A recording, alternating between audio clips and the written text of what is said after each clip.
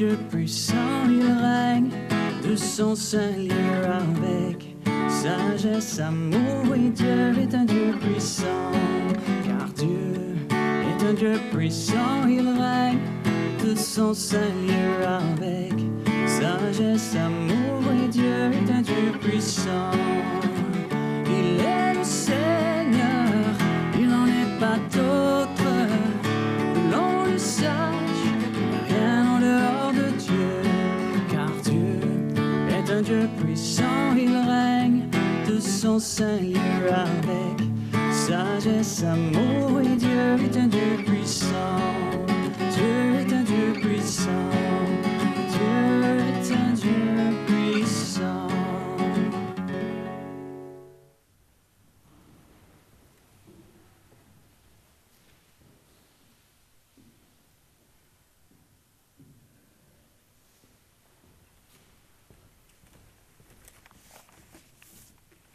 Bon matin. Ma joie est immense de célébrer avec vous et pour vous cette Eucharistie. Et ma joie aussi est grande de pouvoir, par cette Eucharistie, par les truchements de la télévision, et joindre tous les fidèles qui nous suivent, qui suivent la messe par la captation télévisée. La messe d'aujourd'hui, comme nous l'avons dit samedi et dimanche, c'est une messe pour les malades. Et au cours de cette célébration, nous allons prier aussi pour tous les êtres chers qui nous ont quittés, en particulier Francisca Fanord, Albert Ayer et les autres intentions qui reliées à l'actualité. Au nom du Père et du Fils et du Saint-Esprit, la grâce de Jésus le Christ notre Seigneur, l'amour de Dieu le Père et la communion de l'Esprit Saint soient toujours avec vous. Frères et sœurs, nous sommes choyés, privilégiés de célébrer l'Eucharistie parce que c'est l'avant-goût du festin du royaume de Dieu où nous sommes conviés un jour. Et au début de cette Eucharistie, demandons la grâce et de la miséricorde de Dieu, que nous puissions nous revêtir de vêtements de noces et implorons son pardon. Seigneur, accorde-nous ton pardon. Montre-nous ta miséricorde, que Dieu Tout-Puissant nous fasse miséricorde, qu'il nous pardonne nos péchés et nous conduise à la vie éternelle. Disposons nos cœurs à la prière. Seigneur Dieu, source de tout bien, réponds sans t'élasser à notre appel. Inspire-nous de discerner ce qui est juste et dirige-nous pour que nous puissions l'accomplir. Par Jésus-Christ, ton Fils notre Seigneur, qui vit et règne avec toi dans l'unité du Saint-Esprit, Dieu pour les siècles des siècles.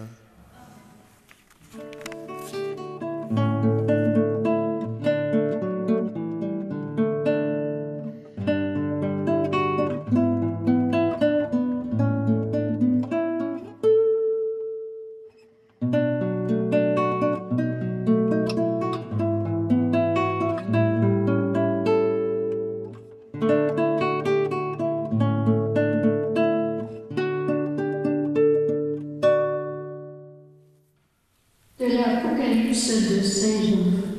Moi, Jean, j'ai vu descendre du ciel un autre ange, ayant un grand pouvoir, et la terre fut illuminée de sa gloire. Il s'écria d'une voix puissante, « Elle est tombée, Babylone la grande. La voilà devenue tanière de démons, repère de tous les esprits impurs, repère de tous les oiseaux impurs, repère de toutes les bêtes impures et répugnantes. » Alors un ange plein de force prit une pierre, pareille à une grande meuble, et la précipita dans la mer en disant, « Ainsi, d'un coup, sera précipitée Babylone la grande ville, on ne la retrouvera jamais plus. » La voix des joueurs de sitar et des musiciens, des joueurs de flûte et de trompette chez toi ne s'entendra jamais plus. Aucun artisan d'aucun métier chez toi ne se trouvera jamais plus, et la voix de la meule chez toi ne s'entendra jamais plus. La lumière de la lampe chez toi ne brillera jamais plus. La voix du jeune époux et de son épouse chez toi ne s'entendra jamais plus.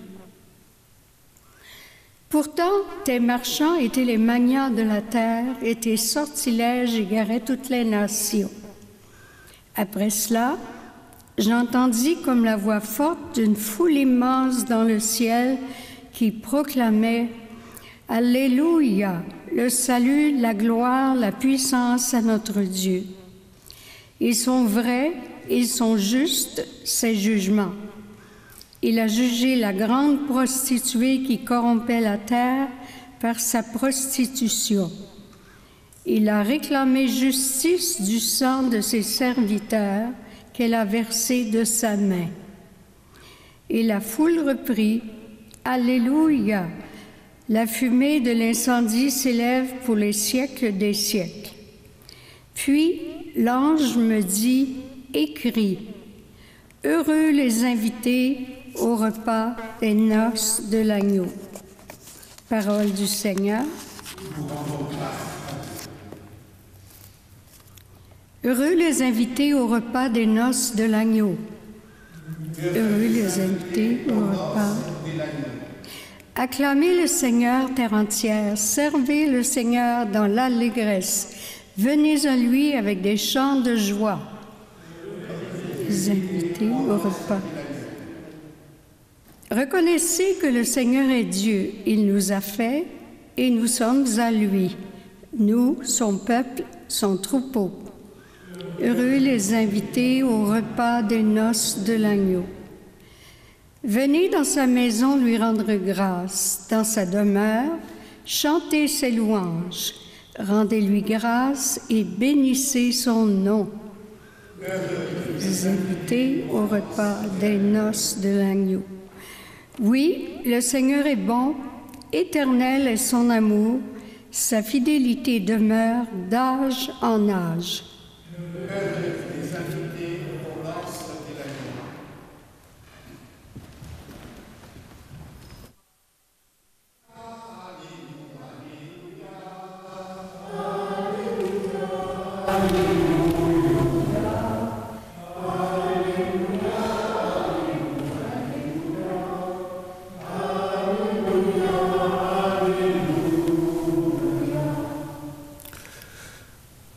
Le Seigneur soit avec vous.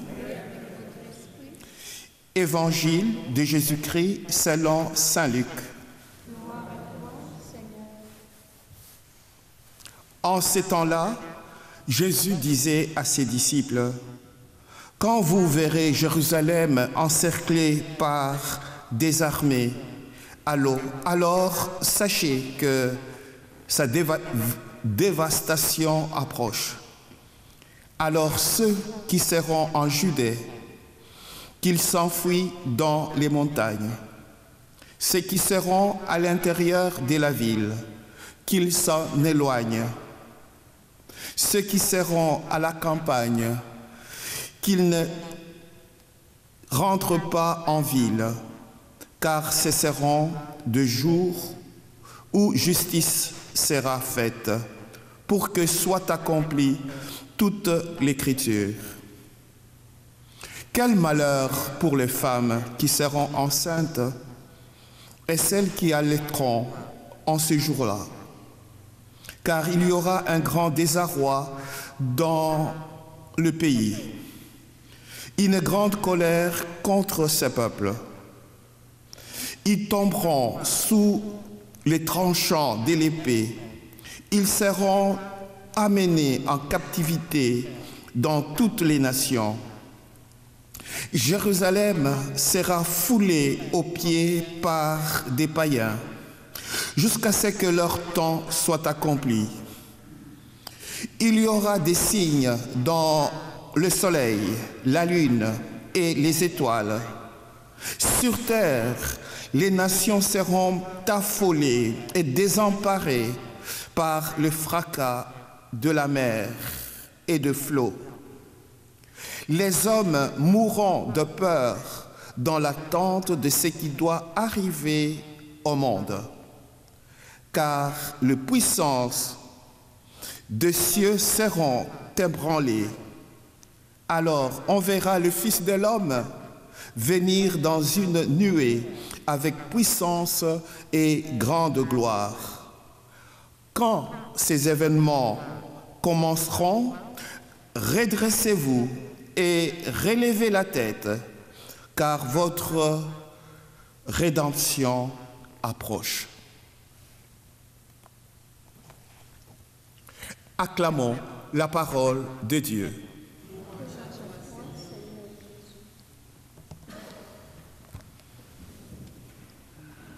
En écoutant cette parole de Dieu, nous sommes effrayés. Une description de la fin du monde, alors que le Seigneur voudrait nous rassurer de sa présence, d'un monde meilleur, dans la mesure où nous lui faisons totale confiance. Frères et sœurs, dans un monde anxiogène que le nôtre,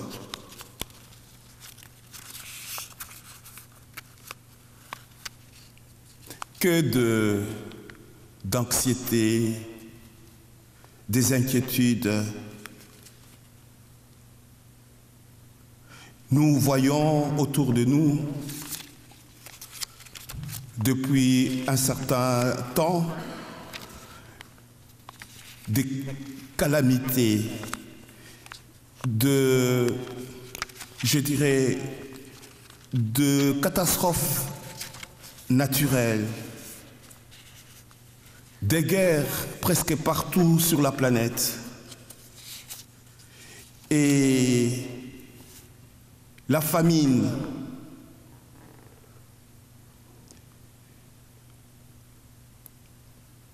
alors que avant-hier,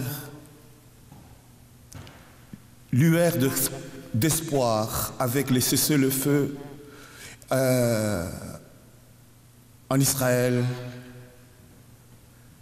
et ça porte un espoir.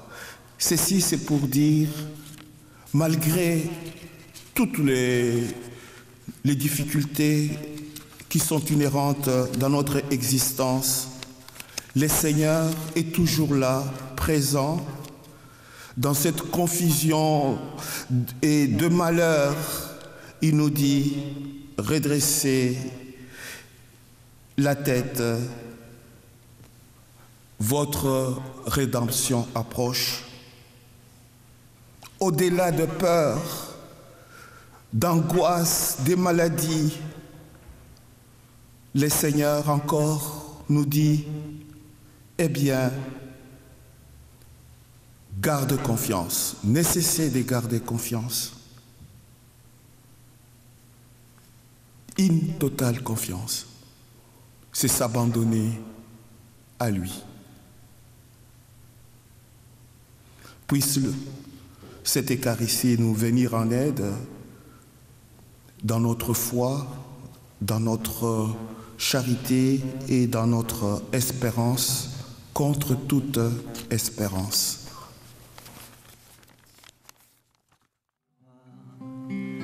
Jésus, roi des rois, qui mourut pour moi, je veux mourir avec toi sur la croix. J'entends ta douce voix qui me dit crois en moi. Je crois, Seigneur, soutiens ma foi, tiens-moi près de ta croix. Jésus, roi des rois, qui mourut pour moi, je veux mourir avec toi sur la croix. J'entends ta douce voix, elle pénètre en moi et me dit d'aimer comme toi dans l'amour de la croix. Jésus, roi des rois, qui mourut pour moi, je veux mourir avec toi sur la croix. Jésus, roi des rois, qui mourut pour moi, je veux mourir avec toi sur la croix.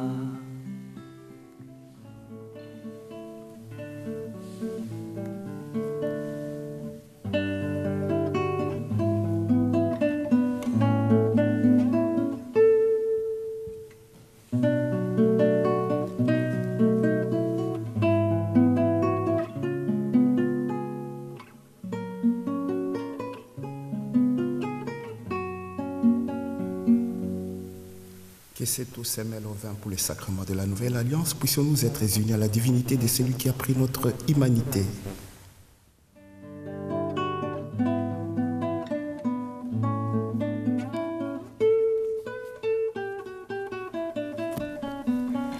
Tu es béni, Dieu de l'univers. Nous avons reçu de ta bonté le pain que nous te présentons, fruit de la terre et du travail des humains. Il deviendra pour nous le pain de la vie.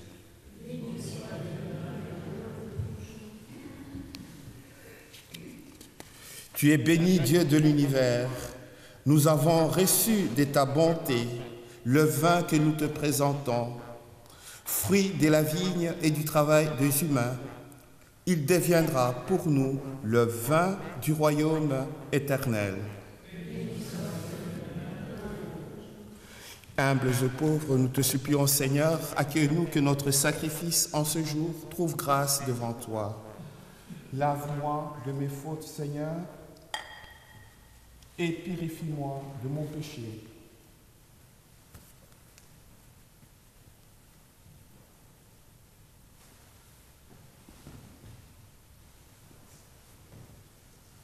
Prions ensemble, frères et sœurs, au moment d'offrir les sacrifices de toute l'Église.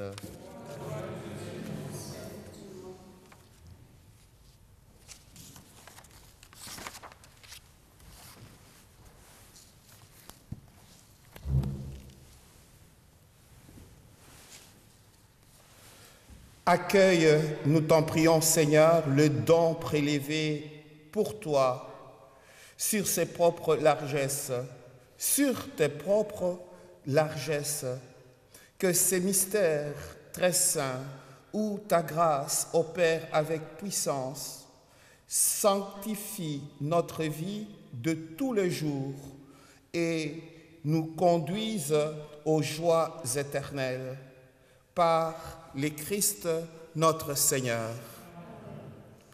Le Seigneur soit avec vous. Élevons notre cœur. Rendons grâce au Seigneur notre Dieu. Vraiment, Père très saint, il est juste et bon pour ta gloire et notre salut de t'offrir notre action de grâce, toujours et en tout lieu, par ton Fils bien-aimé, Jésus le Christ. Il est ta parole par qui tu as créé toutes choses. C'est lui que tu nous as envoyé comme Rédempteur et Sauveur, Dieu fait homme, conçu de l'Esprit Saint, né de la Vierge Marie, pour accomplir jusqu'au bout ta volonté et rassembler un peuple saint qui t'appartienne. Il étendit les mains à l'heure de sa passion, afin de briser la mort et de manifester la résurrection. C'est pourquoi, avec les anges et tous les saints et saintes, nous chantons ta gloire et d'une seule voix, nous proclamons « Saint, Saint, Saint, le Seigneur Dieu de l'univers, le ciel et la terre sont remplis de ta gloire. Hosanna au plus haut des cieux. Béni soit celui qui vient au nom du Seigneur. Hosanna au plus haut des cieux. Agneau de Dieu qui enlève les péchés du monde, prends pitié de nous. Agneau de Dieu qui enlève les péchés du monde, prends pitié de nous. Agneau de Dieu qui enlève les péchés du monde, donne-nous la paix.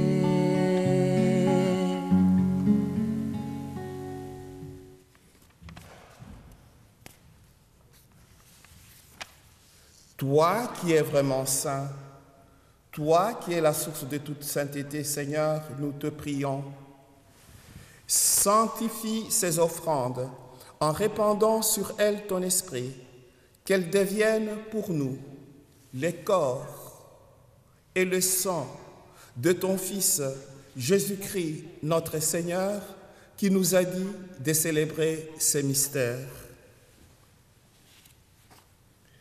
Au moment d'être livré et d'entrer librement dans sa passion, il prit le pain,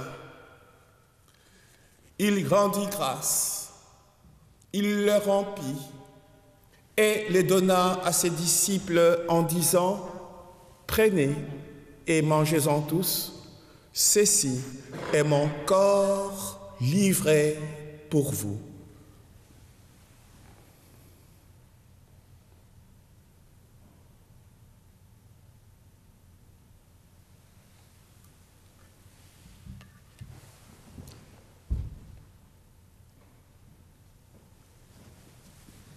De même, après le repas, il prit la coupe. De nouveau, il rendit grâce et la donna à ses disciples en disant « Prenez et buvez-en tous, car ceci est la coupe de mon sang, le sang de l'alliance nouvelle et éternelle, qui sera versé pour vous et pour la multitude en rémission des péchés. Vous ferez cela en mémoire de moi. »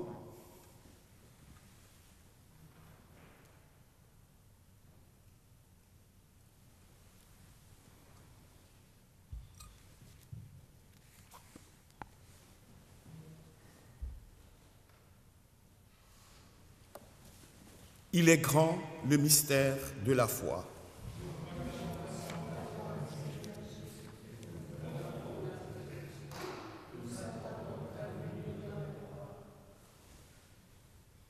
En faisant ainsi mémoire de la mort et de la résurrection de ton Fils, nous t'offrons, Seigneur, le pain de la vie et la coupe du salut, Et nous te rendons grâce car tu nous as estimés dignes de nous tenir devant toi pour te servir. Humblement, nous te demandons qu'en ayant part au corps et au sang du Christ, nous soyons rassemblés par l'Esprit Saint en un seul corps. Souviens-toi, Seigneur, de ton Église répandue à travers le monde. Fais-la grandir dans ta charité, en union avec notre pape François, notre évêque émérite, Monseigneur Noël Simard, notre nouvel évêque qui sera installé aujourd'hui, Monseigneur Alain Faubert, et tous les évêques, les prêtres, les diacres, tes enfants qui sont malades.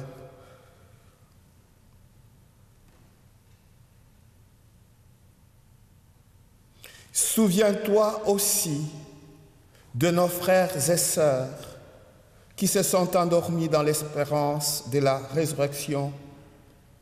Souviens-toi aussi de tous les défunts et défuntes. Francesca Fanor, Albert Ayer, et tous les êtres chers qui nous ont quittés, marqués par les signes de la croix. Accueille-le dans la lumière de ton visage, sur nous tous enfin, et pour la guérison de Chantal, et pour toutes les autres prières qui nous ont été recommandées,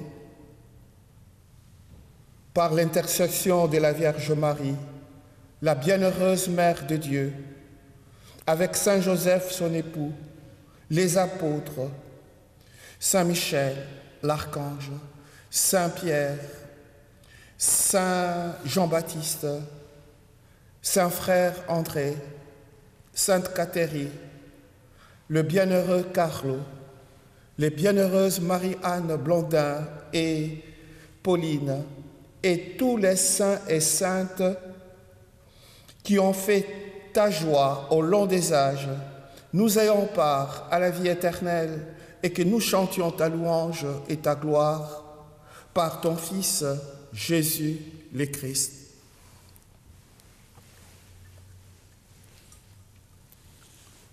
Par lui, avec lui et en lui, à toi, Dieu le Père Tout-Puissant, dans l'unité du Saint-Esprit, tout honneur et toute gloire pour les siècles des siècles.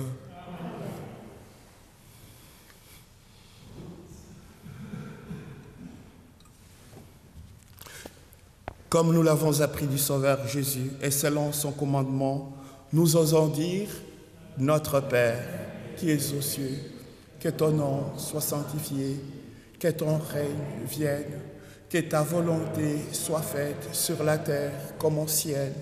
Donne-nous aujourd'hui notre pain de ce jour.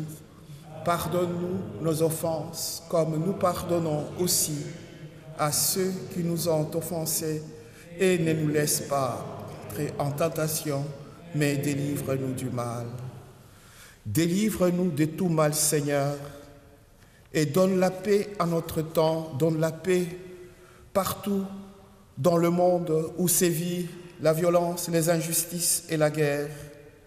Soutenus par ta miséricorde, nous serons libérés de tout péché, à l'abri de toute épreuve, nous qui attendons que se réalise cette bienheureuse espérance, l'avènement de Jésus-Christ, notre Sauveur.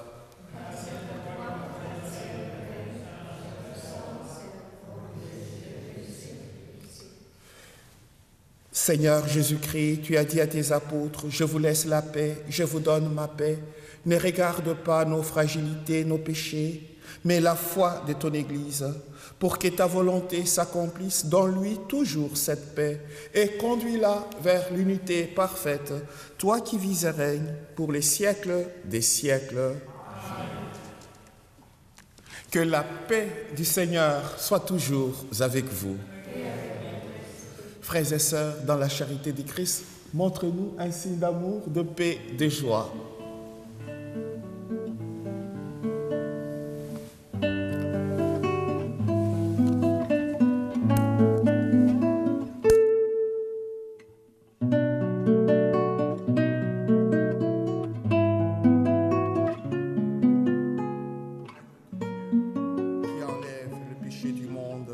Prends pitié de nous. Agneau de Dieu qui enlève le péché du monde, prends pitié de nous.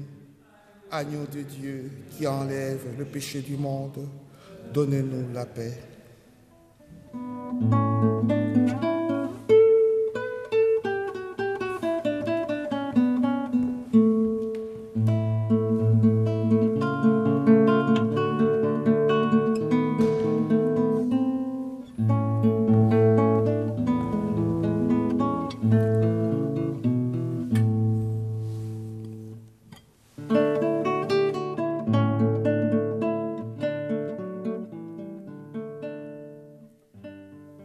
À chaque Eucharistie, le Seigneur nous invite au festin du royaume, de noces de l'agneau. Voici l'agneau de Dieu, voici celui qui enlève le péché du monde. Heureux, heureuses les invités au repas de noces de l'agneau. Seigneur, je ne suis pas digne de recevoir, mais dis seulement une parole et je serai guéri. Que le corps et le sang du Christ nous gardent pour la vie éternelle.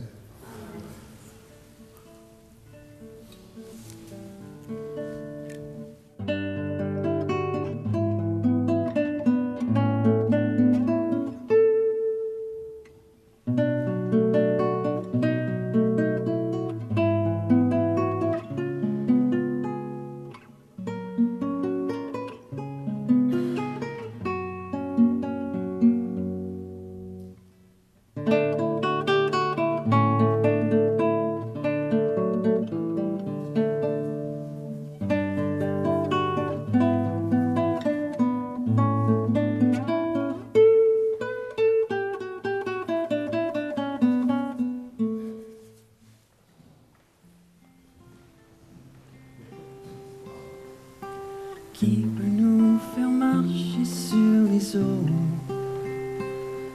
Aucun autre que toi. Qui peut nous faire sortir du tombeau? Aucun autre que toi. Aucun autre que toi. Jésus.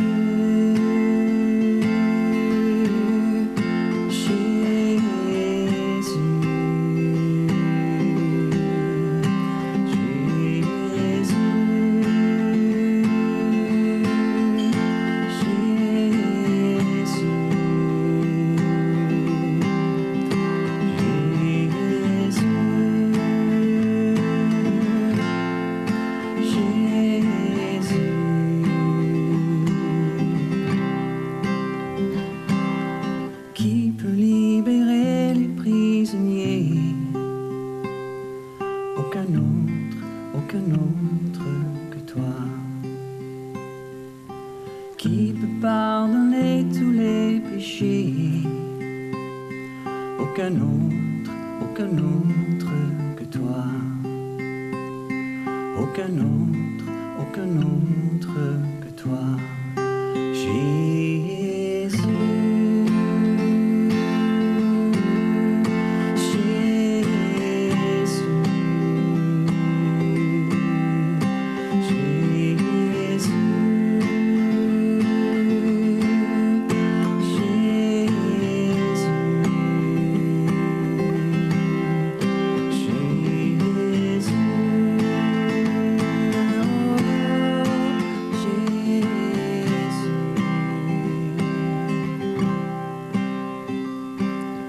Qui peut nous donner la guérison?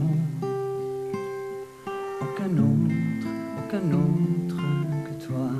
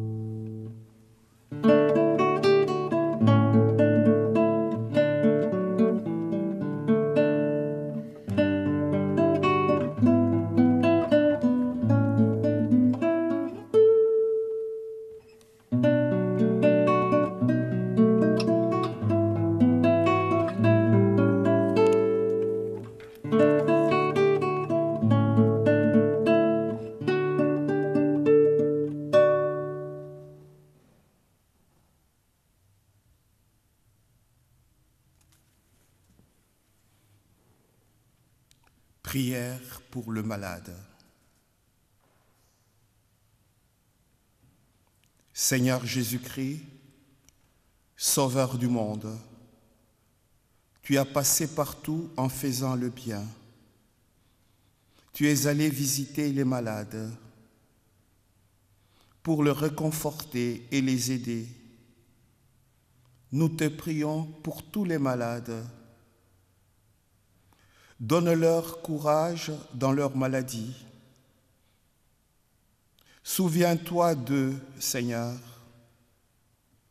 Donne-leur ton secours et viens à leur aide.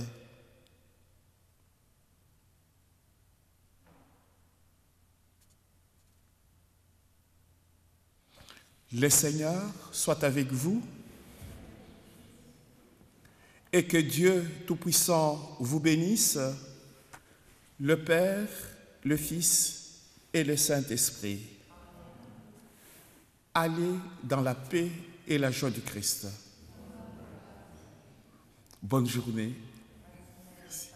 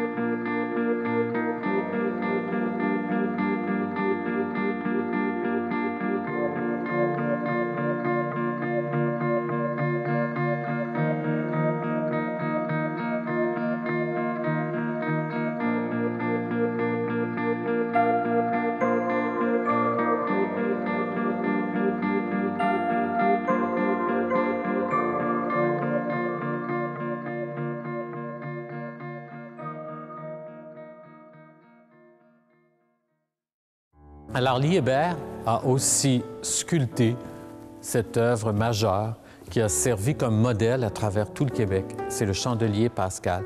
Le chandelier pascal, il représente la lumière du Christ. Alors, on l'utilisait beaucoup aux périodes importantes de la vie d'un fidèle, c'est-à-dire à son baptême, on pouvait l'utiliser, aussi au décès. On place encore le cierge pascal. Cette œuvre-là est magnifique. Elle est recouverte entièrement de feuilles d'or. Et sur la base, on peut y voir un petit médaillon de Saint-Michel. Il a été restauré par le Centre de conservation du Québec. C'est en bois. C'est du bois qui est tout recouvert de feuilles d'or. C'est des sculptures très délicates aussi. Liébert était vraiment la perfection même dans la sculpture.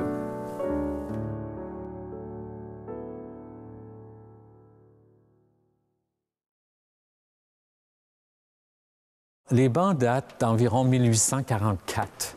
Et à cette époque-là, c'est sûr que le chauffage, c'était pas comme aujourd'hui. Alors, ça devait être un chauffage minimum. Alors, c'est pour ça qu'ils sont un peu élevés du sol. Même, quand on est de taille normale, on a tous devenu plus grands, les pieds ne touchent presque pas à terre. Si on est plus petit, c'est pire. C'est pour le froid, c'est contre le froid. Alors moi, si je... Tu sais, c'est déjà une petite distance, là. Alors à l'époque, il était plus petit, ce qui fait que ça ne devait pas toucher beaucoup. On a aussi les cloisons qui protègent contre les courants d'air. Et il y avait à l'époque des portes. Ils ont été enlevées vers 1940, dans les années 1940. Ça faisait probablement trop de bruit. Tout le monde faisait son petit clic-clac.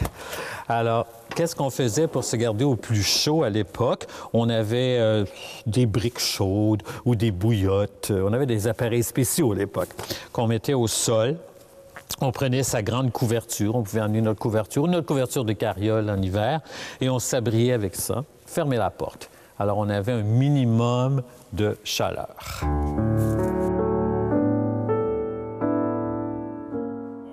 Alors, le premier banc que je vais vous montrer, c'est le banc seigneurial. C'est un des plus importants. Alors, le seigneur et sa famille y assistaient à la messe et aux occasions spéciales. C'est le seul qui a gardé sa porte, et sur la porte, on peut voir le blason familial de Lotbinière. Les bancs ont tous été restaurés dans les années, je pense que c'est 2012 environ.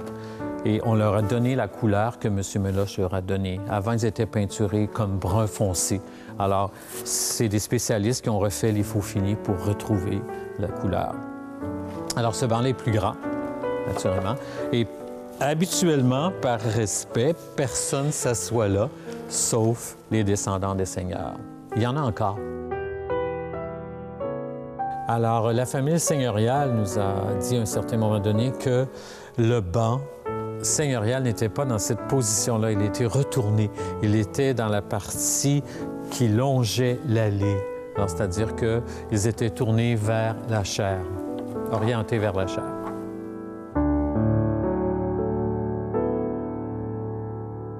Et on a aussi un autre banc. Aujourd'hui, on l'emploie un peu à la projection, là. Ce banc-là, une place. C'est le banc du chef de milice. Le chef de milice, à l'époque, c'était quand même un personnage assez important.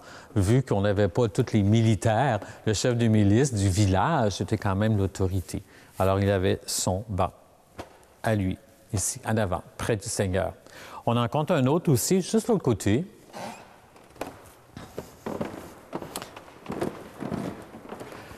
Qui est un peu plus grand également que la moyenne, c'est le banc d'œuvre. Le banc d'œuvre, c'est celui où s'assoyaient les mariés, qui, avec le curé, qui s'occupaient de la gestion de la paroisse.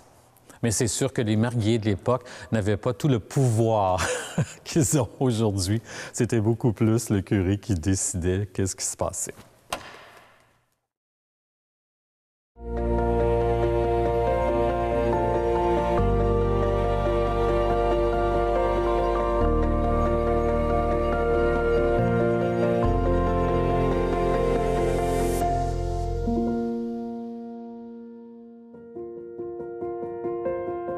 Retracer l'histoire de la croix de chemin située à Hudson est une véritable aventure digne des meilleures séries d'enquête.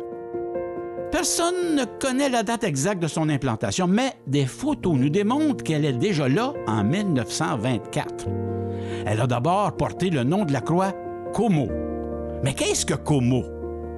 C'est le nom que portait la ville de Hudson lors de sa fondation en 1877. Le village s'était séparé de Vaudreuil et s'étalait d'est en ouest depuis la pointe Cavagnal, qui émerge au bout du chemin de l'Anse, jusqu'au début du quartier de Rigaud qu'on le nommait Choisy. Le nom de Como fut suggéré par le capitaine Robert Shepherd et époux de Cécilia de Lédamier, une famille qui a été longtemps propriétaire de ce que l'on nomme aujourd'hui le Centre d'histoire vivante Greenwood. Possiblement une des plus vieilles maisons de la région qui date du régime français. Magasin général, bureau de poste, quai de débarquement, les descendants de la famille de Lédamier y ont habité pendant 5 générations. Elle s'est vendue en 1820 et c'est là vraiment où le commerce s'est établi parce que M. PFC de Lédernier, quel nom de famille, a établi le premier magasin général de la région. Et là, justement, on est devant la porte principale qui fait face à l'eau, parce que les gens utilisaient l'eau comme leur autoroute, si on veut, par rapport à la route qu'on voit devant nous. Et justement, avec ce magasin général qui était le seul de la région, bien, M. de Lédernier avait un beau commerce, il avait une femme, et ensemble, ils n'ont eu qu'une fille. Avant de s'établir dans la péninsule de Vaudreuil-Soulanges, la famille Delédanier vivait en Suisse, près des rives italiennes de l'enchanteur lac de Côme, que l'on prononce Como, en italien et anglais. La ville changera de nom pour Hudson en 1921.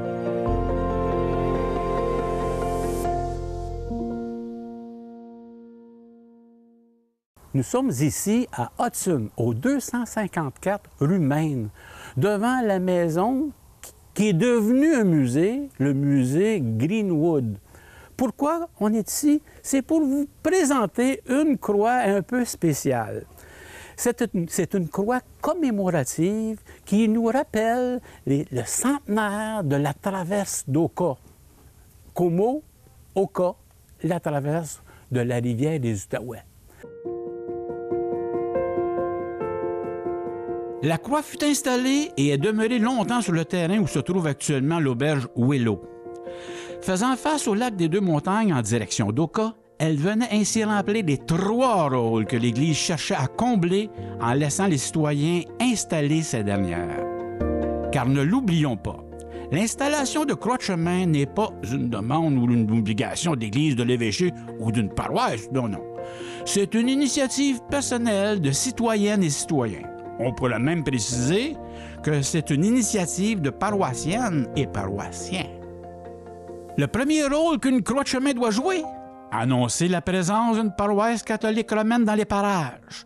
Pour Como, comme la paroisse Saint-Thomas d'Aquin venait de naître en 1897, et comme le transport dans ce coin de la péninsule se faisait principalement par l'eau, compte tenu que ce bout de territoire avait été peu défriché, une croix de chemin annonçant une mission catholique allait de soi.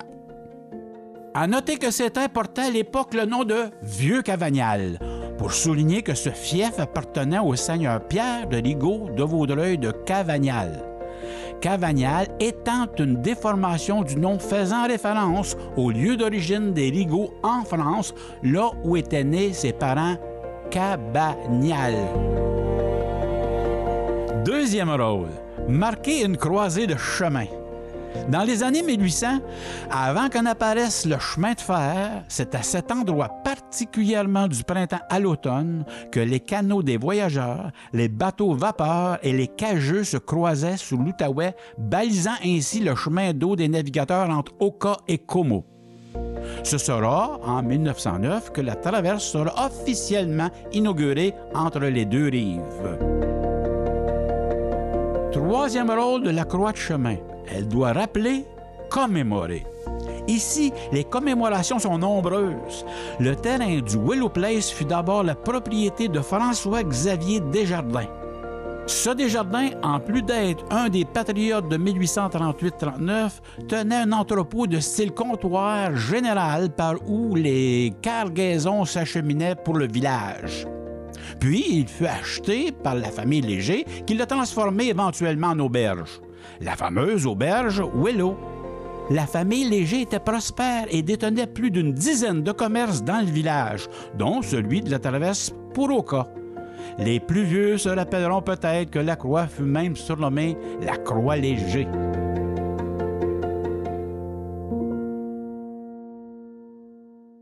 Mais pour en savoir un peu plus, puis pour vous décrire la croix et son inscription, si vous voulez bien prendre la peine de me suivre.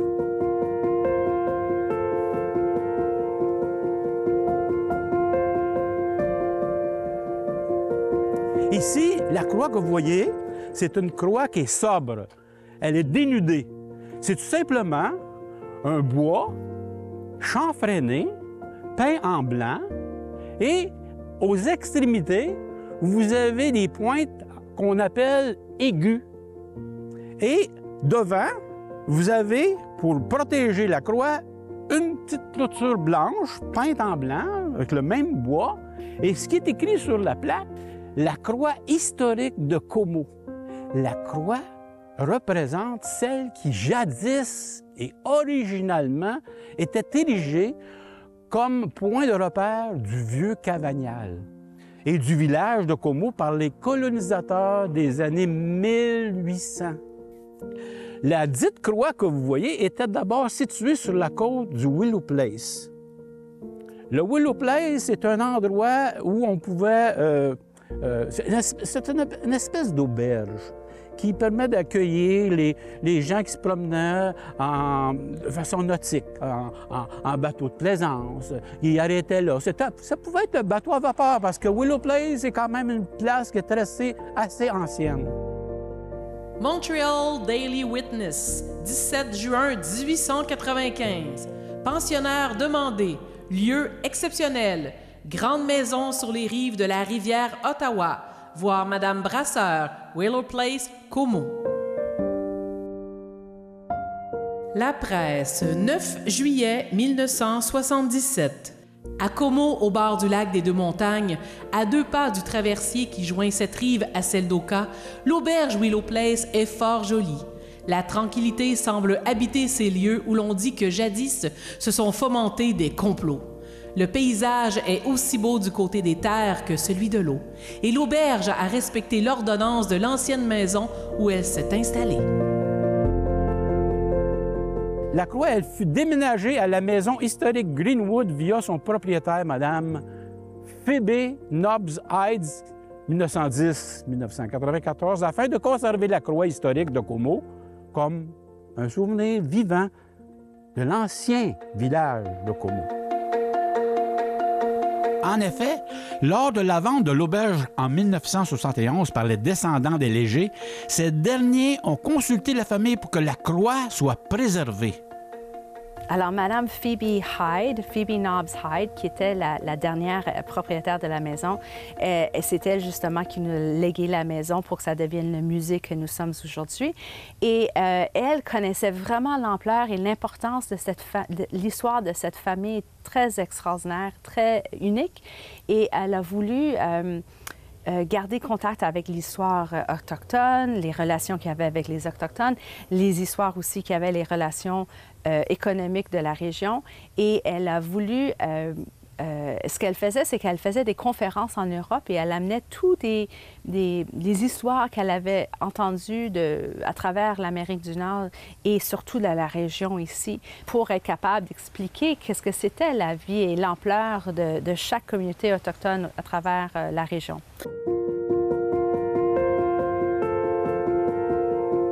Une autre particularité de l'endroit où se situe la croix. Elle a été installée non loin du petit mausolée où furent enterrés les premiers de l'Édelnien à être venus s'installer dans la région, M. Peter Francis Christian de l'Édelnien et son épouse, Mme Amelia Rice. Alors, si vous passez sur le chemin, le Main Road de Hudson, arrêtez à la maison historique Greenwood pour en visiter les lieux et n'oubliez pas de jeter un coup d'œil sur la croix de chemin, symbole de l'ancien Como.